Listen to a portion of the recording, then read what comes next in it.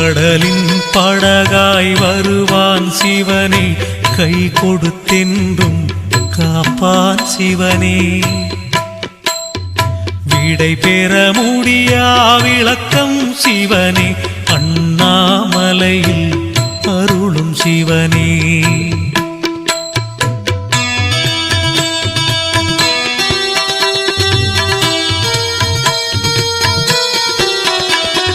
சூரியனாக ஒளி தரும் சிவனே, சூழ்ந்திடும் இடரை நீக்கிடும் சிவனே.